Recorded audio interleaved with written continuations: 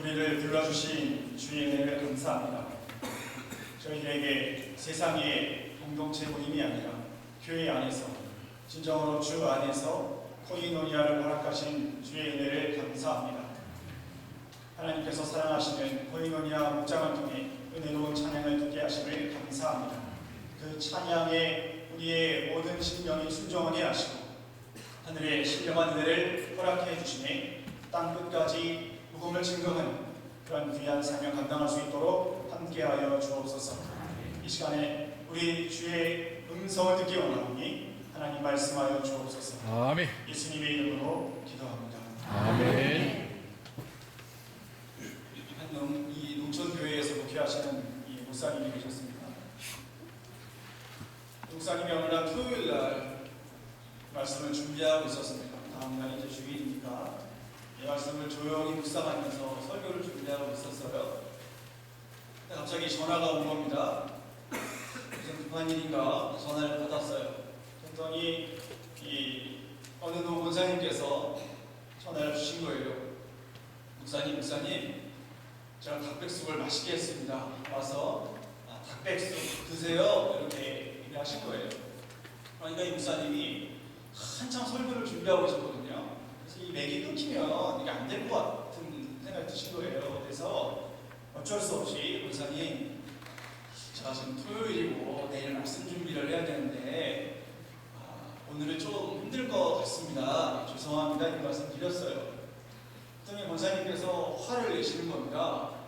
아니 매주일 설교가 그게 그거구만 뭘 그렇게 은혜를 하냐고. 알겠다고 끊으신 거예요. 이 목사님이 그 이야기를 들으시고 한편으로는 맞다 이 생각을 했대요. 여러분 설교를 하는 게 매주일 그게 그거죠? 특이한 게 나오면 큰일 나는 거죠. 생각해 보십시오. 성경의 주인공이 누굽니까? 예수님이죠? 그 다음에 나오는 사람들이 누굽니까? 다 뻔하잖아요. 더 있어요? 누가요? 결과는 똑같죠? 예수님 잘 믿어라. 그런데 그 뻔한 게 힘든 겁니다. 베드로는 닭이 물 때마다 회개했을까요? 답이 나오죠? 그런데 왜 이게 어려울까요? 신대원에 다닐 때 우리 교수님께서 수업 듣던 저희들에게 주신 질문입니다. 여러분, 베드로가요? 닭이 물 때마다 회개했을까요? 저는 다 아니라고 할 줄 알았어요. 그런데요, 반반 아니더라고요. 그 신학생들도요. 베드로가 예수님을 3번 부인했습니다. 그때 닭이 울었습니다. 베드로는 통곡을 했습니다. 예수님의 말씀이 생각이 난 거죠. 내가 닭 울기 전에 3번 나를 부인할 것이다. 베드로는 통곡을 했습니다. 베드로 대성당에 많은 문들 가운데 한 문의 위에는 닭의 모양이 그려져 있다고 합니다. 그리고 그 문이 폐기, 그 문을 들어갈 때마다 내 죄를 통곡합니다. 아마 이것이 우리들의 모습이 아닐까요? 여러분, 닭소리는요 생각보다 큽니다. 제가 처음으로 단기선교를 간 곳이 태국의 카렌산족이라는 곳인데, 거기에서 아무리 우리가 산에 다니고 피곤한 사회로 그래도 아침에 우리를 꼭 깨워주는 분이 있었어요. 바로 닭입니다. 새벽 4시만 되면 그분은 어림없이 울어요. 여러분, 닭소리를 바로 밑에서 들어보셨나요? 그것도 고요한 새벽에 닭소리를 들으면 영혼이 막 떨립니다. 닭소리가요. 더군다나 베드로가 예수님을 3번을 부인했습니다. 그때 닭이 운 거예요. 베드로의 심령이 얼마나 떨렸을까요? 얼마나 떨렸냐면 통곡할 정도로 떨린 겁니다. 우리 너무나 자연스럽게 저를 포함해서 기도할 때마다 빠지지 않는 기도가 회개입니다. 주님이 더러운 죄를 용서해달라고, 지난 세월이 더러운 죄를 용서해달라고 늘 기도합니다. 그리고 그것이 건강한 신앙인의 모습이고 겸손한 신앙인의 모습이라고 생각합니다. 저 역시 그렇게 살았습니다. 그런데 오늘 이 설교를 준비하면서 이것이 과연 건강한 신앙일까? 직접 베드로에게 물어보고 싶었습니다. 베드로전서 후서를 살펴봤습니다. 그런데 놀랍게 닭에 대한 이야기는 하나도 나오지 않습니다. 예수님을 3번이나 부인했으면서 어떻게 회개라는 단어를 딱 한 번, 그것도 베드로후서 3장 9절에 자기가 회개한다는 내용도 아닙니다. 그렇게 할 수가 있을까요? 어떻게 사도행서에 베드로는 예수님을 무려 3번이나 부인해놓고 단 한 번도 예수님, 제가 예수님을 3번 부인했으니까 용서해 주십시오, 한마디도 안 했을까요? 베드로는 우리가 생각했던 겸손한 신앙인이 아니어서 그럴까요? 그는 회개의 영을 받지 않아서일까요? 오후 예배 특성상 설교 시작 5분이 지나면 서서히 육진의 연약함으로 주무시는 분들이 계시기 때문에 제가 미리 결론을 말씀드립니다. 베드로는 은혜가 무엇인지 아는 겁니다. 베드로 사도는 예수 그리스도께서 십자가에 왜 달리셨는지를 아는 사람입니다. 자신이 받은 은혜를 예수님을 믿는 우리들에게 알려주고 싶은 겁니다. 베드로전서 2장은 예수 그리스도를 믿는 그리스도인은 어떤 사람인가를 설명해 줍니다. 그리스도인은 이런 사람이죠. 오늘 본문 말씀에 이런 내용이 나옵니다. 9절에 그러나 너희는 이렇게 시작합니다. 여기에서 너희는 이것이 누구일까요? 7절에서 말하는 믿는 너희들입니다. 예수 그리스도의 부활을 믿고 예수 그리스도의 십자가의 은혜를 믿는 바로 그 너희들. 그 너희들이 누군가? 9절에 정체성이 나옵니다. 너무나 잘 아는 9절이죠. 너희는 택하신 족속, 왕같은 제사장, 거룩한 나라, 그의 소유가 된 백성. 우린 이 9절에 다 아멘을 합니다. 그런데 이 9절이 어떻게 나왔을까를 생각해 볼 필요가 있습니다. 출애굽기 19장 5절과 6절입니다. 출애굽기 19장 5절과 6절을 한번 다 같이 읽어보겠습니다. 읽습니다. 시작. 시기가 다 내게 있어야 너희가 내 말을 잘 듣고 내 언약을 지키면 너희가 모든 민족 중에서 내 수가 되겠고 너희가 내게 대하여 제사장을 되면 거룩한 백성이 되리라. 너는 이 말을 이스라엘 자손에게 전할지니라. 하나님께서 하신 말씀이죠. 애굽에서 노예로 살아가던 이스라엘 백성들을 이제 출애굽시키시고 해방시키셨습니다. 그리고 이제 단순한 해방이 아니라 그들은 하나님의 소유가 됐습니다. 하나님의 소유가 뭘까요? 하나님께 예배드리는 제사장 나라가 된 겁니다. 감히 죄인들이 예수님을 믿으라, 하나님의 백성이 되라고 말할 수 있는 존재가 된 겁니다. 완전한 신분의 변화 일어난 겁니다. 그 신분의 변화가 오늘 9절 하반부를 어떻게 설명합니까? 너희를 어두운 데서 불러내어 그의 기이한 빛에 들어가게 하신 하나님의 자녀가 되었다, 이렇게 고백을 하고 있습니다. 우리는 분명히 빛 가운데로 옮겨진 겁니다. 옮겨질 것이 아니라 예수 그리스도를 믿음으로 말미암아 이미 빛 가운데 옮겨진 겁니다. 그럼에도 왜 우리는 여전히 노예의 삶이 그리울까요? 왜 우리는 여전히 하나님의 자녀가 아니라 마귀의 자녀로 사는 걸 당연하게 여기고 그것을 받아들이고 살까요? 참 이상한 일입니다. 하나님의 자녀로서의 신분은 변화됐는데 여전히 과거에 얽매여 있습니다. 오늘 오전에 그런 말씀을 드렸죠. 하나님의 큰 축복을 받았음에도 불구하고 그렇게 많은 풍성한 은혜를 받았음에도 왜 거지처럼 삽니까? 제가 20살 초반의 일이었습니다. 제 모교회에 연세가 지긋한 권사님이 계셨습니다. 지금 기록으로 아마 75세 이상이 되었던 권사님입니다. 이 권사님이 독특한 별명이 하나 있었어요. 이 권사님의 별명은 빨리 천국 가야지 권사님입니다. 무슨 말을 하든 빨리 천국 가야지라는 말을 그때 붙이셨어요. 식사하실 때도 이거 먹으면 뭐하나 빨리 천국 가야지 이러시는 거예요. 예배드리고 은혜 받고 나오시면서도 은혜 받았네, 아유 빨리 천국 가야겠다, 이런 말씀을 하세요. 벚꽃 구경을 이렇게 하시고 나서도 참 예쁘네, 천국은 더 예쁠 거야, 천국 가야지, 이렇게 말씀을 하시던 권사님입니다. 얼마나 아름다운 말입니까? 천국 소망을 가지고 빨리 천국 가야지 이 귀한 말씀을 하시고 다녔어요. 그런데 그 시절에 저가 참 의아했던 거 하나가 있었습니다. 오늘 지금은 충분히 공감해요. 충분히 이해합니다. 근데 그 시절에는 이게 참 의아했어요. 뭐가 의아했냐면 빨리 천국 가야 된다고 하시는 권사님이 아침마다 홍삼을 드세요. 6개월에 한 번씩 조각병원 건강검진을 받으시는 거예요. 싼 게 아니잖아요. 커피는 일절 안 드십니다. 고기도 안 드시고요. 채식 위주로만 드시는 거예요. 매일 뒷산으로 운동을 가십니다. 건물이 3채가 있는데 11조를 안 하세요. 주일도 자주 빠져요. 여행 다니신다고. 이런 모습을 이제 담임 목사님께서도 이상하게 보신 거죠. 담임 목사님께서 권사님을 어느 날 찾아갔습니다. 권사님, 예수님 믿으십니까? 권사님이 너무나 뜻밖의 질문에 놀랐습니다. 아니 목사님 왜 그런 질문을 합니까? 교회 다닌 지가 얼마인데 내가 권사고 나 예수님 잘 압니다. 아니요 권사님, 예수님 아는 거 말고요. 예수님 믿으시냐고요? 아니 목사님 왜 그런 말씀을 하세요? 제가 얼마나 예수님을 잘 아는데요. 아니요 권사님, 예수님 믿으시냐고요? 권사님은 점점 말이 없어졌습니다.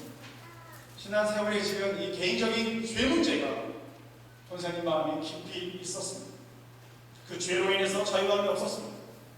예수님과의 관계도 깨지고 예수님을 믿는 삶이 아니라 아는 것에 만족하면서 살았던 겁니다. 그래서 빨리 천국 가야지 이 말은 반어법이었던 겁니다. 내가 죽으면 어떻게 하니?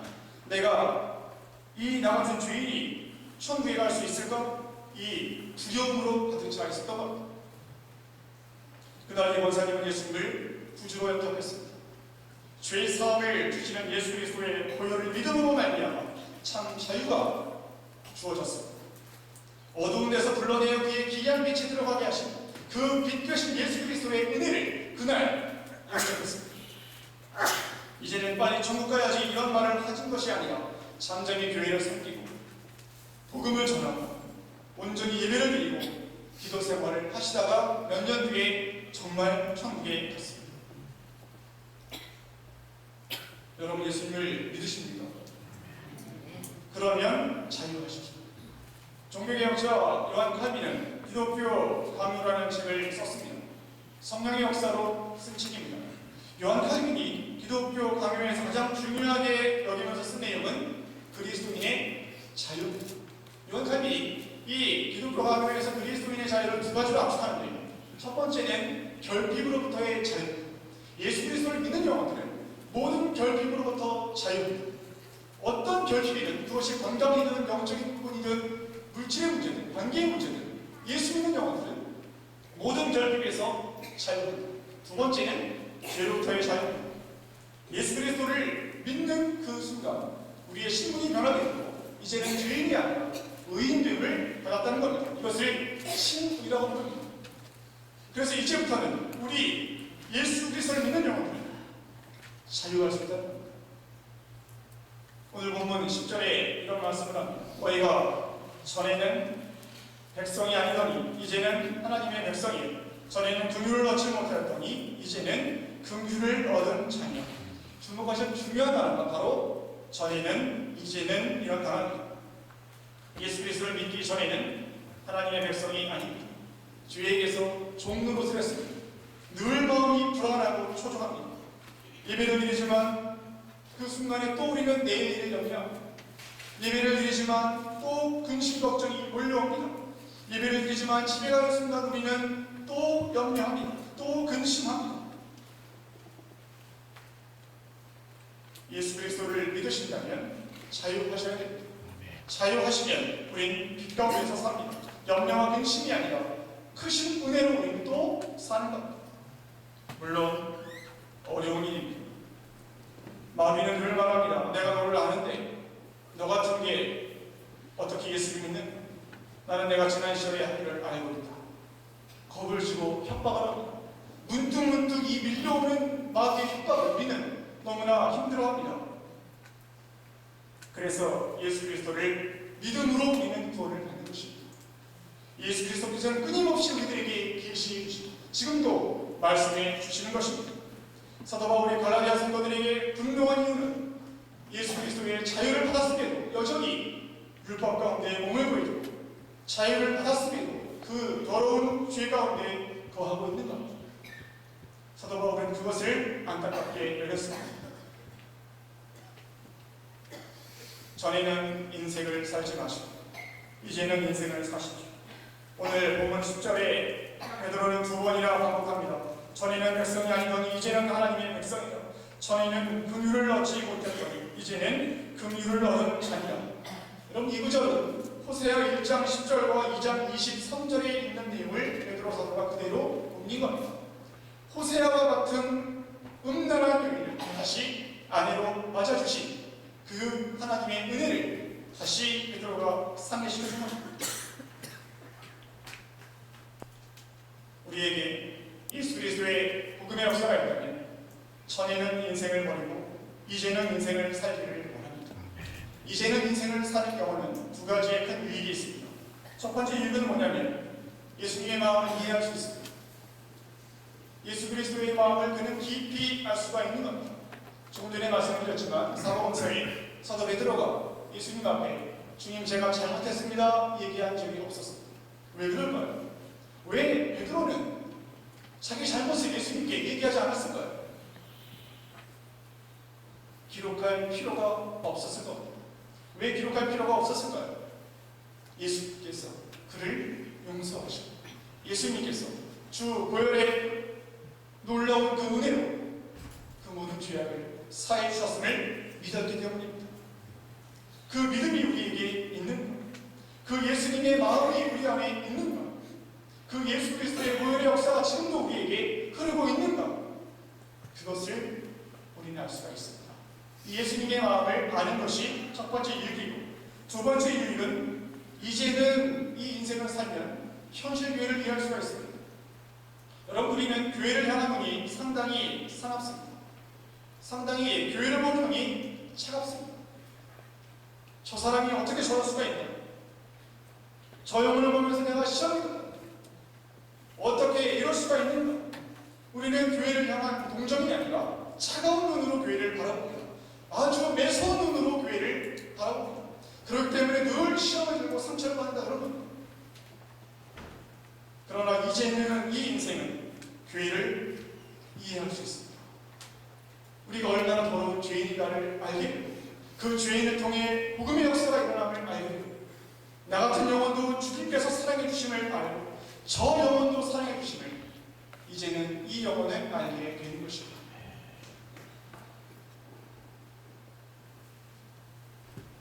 사랑하는 성서교회 교우 여러분, 교회는 다니면서 여전히 처내는 인생을 살아가는 것이 아닙니다. 이 뻔한 대답을 우리가 못하는 이유는 여전히 내가 과거의 죄악에 얽매여서 참 자유를 누리지 못하고 살기 때문이 아닐까요? 여전히 불안하고 염려가 나를 강하게 누르고 있는 것은 아닙니까?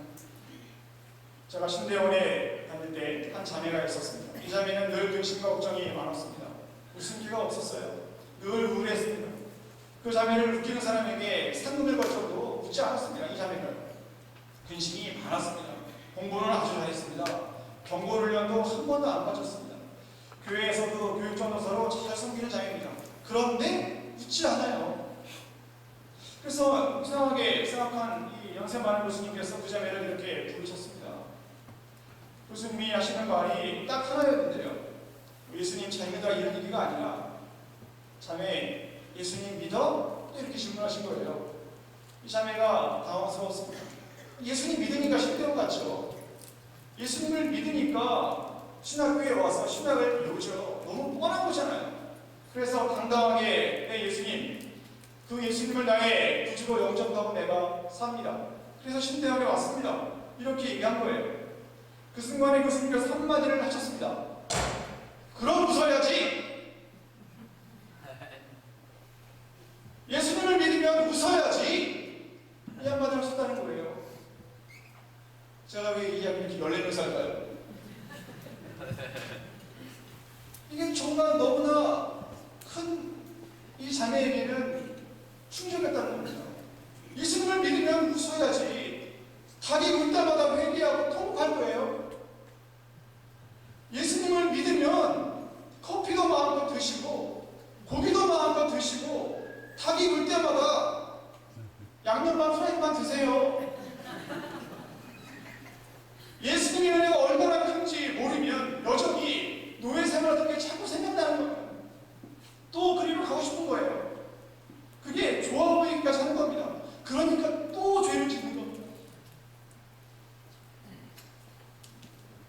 이 말씀에 순종하실 수가 있겠습니까?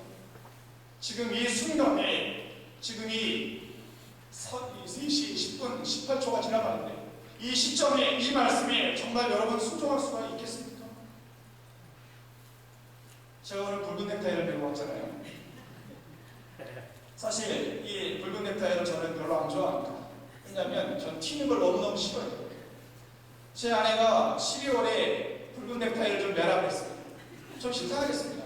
나는 사람들한테 이렇게 싫다 이게 주목받는 게 2월에 또 아내가 붉은 넥타이 좀 매라 그랬어요. 좀 싫다하겠습니다. 아시지 않냐고 이 TV에 큰 TV에 나오는데 난 너무 창피하다고 거부했습니다. 오늘 제 아내가 붉은 넥타이를 또 와이셔츠에 걸어놨어요. 그걸 매라는 거거든요. 그거예요. 순종했습니다. 다음에 제가 또 붉은 넥타이를 메고 나오걸랑 저희 어머니 사모에게 또 순종했구나 그렇게 생각하시면 되는 거예요. 여러분 사람에게 순종하는 것도 이렇게 힘들어요. 보이지 않는 하나님의 말씀에 순종하는 건 얼마나 어려운지 하나님 걸 잘 아십니다. 그래서 설교 같은 설교로 또 이렇게 말씀을 전하게 하시고 또 뻔한 내용을 전한 겁니다. 뻔한 하나님의 말씀을 뻔하게 믿으십시오. 그리고 뻔하게 천국 가십시오. 그런 귀한 영혼 되시기를 주의 이름으로 소원합니다. 아멘. 기도하겠습니다. 존귀하신 주님, 우리는 죄책감을 경건으로 알고 있습니다. 아버지 하나님, 불신앙을 겸손이라고 알고 있습니다. 주님, 우리를 불쌍히 여기시고 예수 그리스도의 보혈 안에 참 자유를 얻게 하여 주옵소서.